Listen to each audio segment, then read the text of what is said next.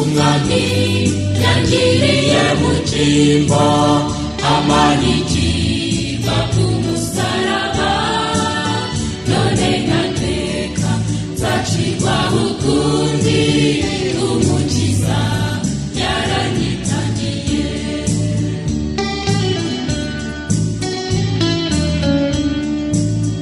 Unamara tubona muri iyi si, Yesu ni utubera ubwihisho, amahoro wabonera mu byaha, Yesu ni we mwami w'amahoro.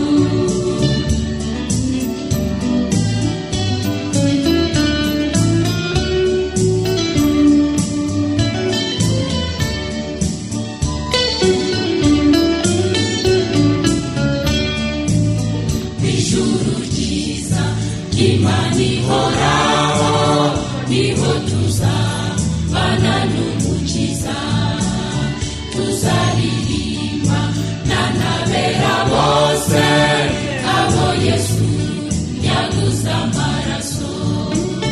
Dore Yesu ahamagarira bose kuzaba mu mahoro adashira, ijwi rikwiriye kamuve mu byaha, reka kurisuzugura nshuti.